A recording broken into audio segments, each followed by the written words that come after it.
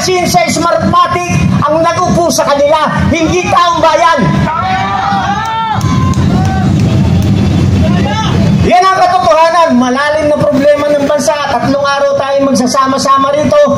Hindi tayo natatakot dahil kakampi natin. Wala tayong kulay rito. Kaya nga nung nanawagan kayo, napakinggan namin ni General Romy. Sabi ni General Romy, puntahan natin. Kawawa naman sila. Kaya po tayo nandito.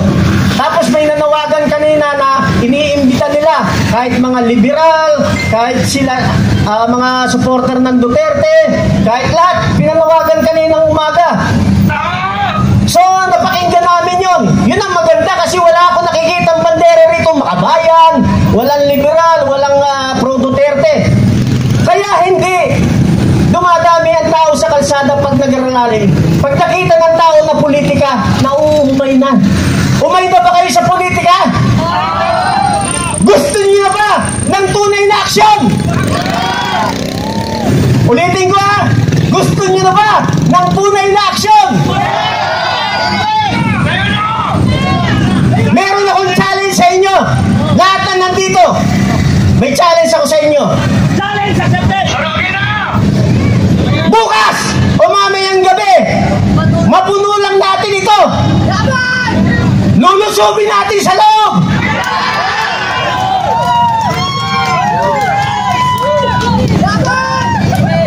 Hindi natin susunugin.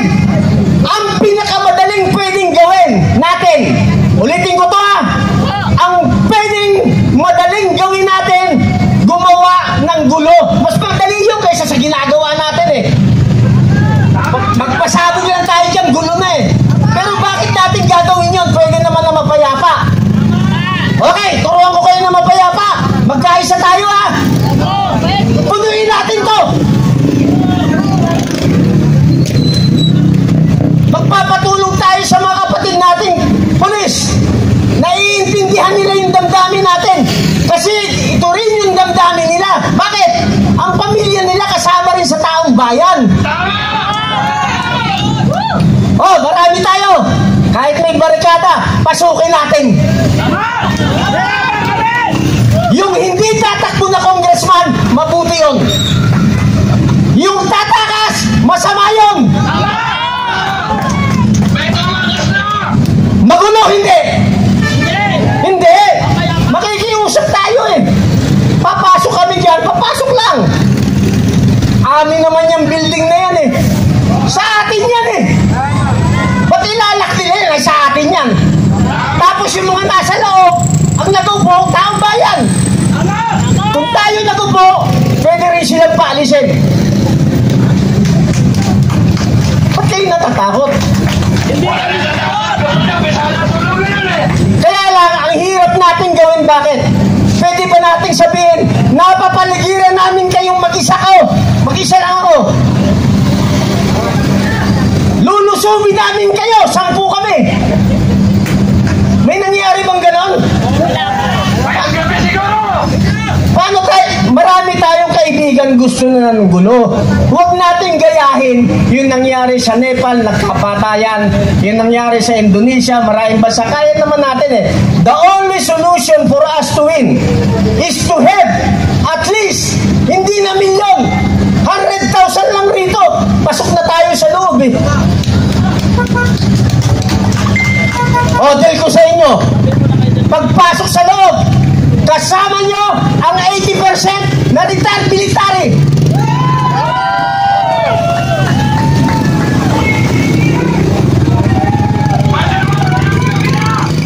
Itatakas yung mga yan.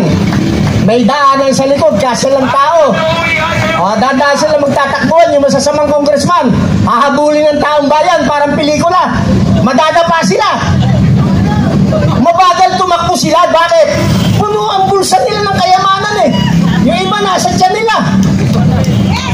Ayaw nilang iwanan. Lahat tayo mamamatay sa mundong ito. Minsan lang tayo mabubuhay. Hindi na ito mauulit pang muli. Habang may hininga pa tayo, ipakita natin sa kanila ang pwersa ng taong bayan sa mapayapang paraan. Okay? Hindi natin sila papatayin. Bakit gusto nyo pumasok? 100,000 po kami rito. Dahil po naiinis kami kay Martin Romualdez, hindi naman namin siya papatayin. Tigi-isang kurot lang kami, 100,000. Makakasuhan ka ba kung mamatay siya sa kurot ng 100,000? Di, kinurot lang natin eh.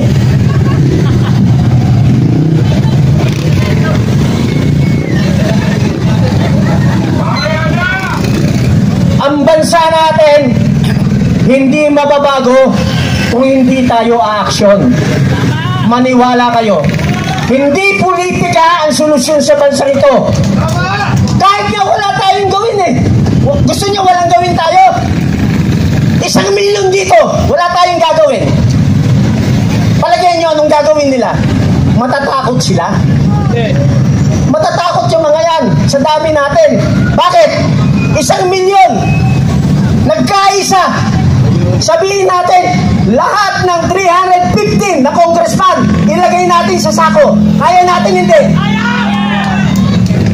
Kaya eh, 1 million tayo, ilan lang sila? Kaya. Yung ibang plano natin, bukas natin pag-usapan or mamayang gabi. Dito kami matutulog ni General Romy Puquis para maraming dumating. Sama-sama tayo. Kaya hindi na nanalo ang laban bago ako magtapos. Magra-rally ngayon. Pagdating ng hapon uuwi, mag-i-schedule na naman. Rally umaga, hapon uwi. Mag-i-schedule na naman. Rally umaga, hapon uwi. May naipanalo. Huwag na tayo umalis dito para isang sakripisyo na lang. Para dumami tayo, maghikaya tayo.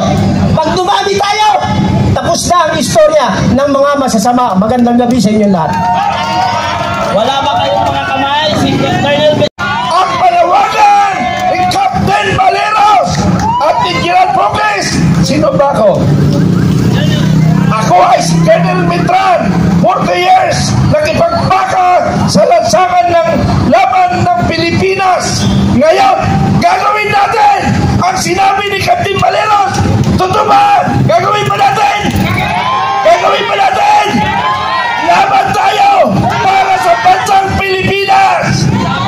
Sa kailangan natin ng maraming pwersa, kailangan dumami pa tayo at gagawin natin ang dapat gawin sa bansang ito. Kailangan dumami pa tayo mga kaibigan. Hindi tayo papayag na nilalapastangan na ang bansang Pilipinas ng mga trantadong congressman ng mga kawatan. Gagawin natin yan. Susuportahan natin ang announcement ni Captain Baleros. Kailangan natin gawin yan. Kaya ba natin mga Pilipino? Kaya! Kaya hihintay natin. Yung iba may parating pa. Hihintay natin. Take charge, Alcoholic.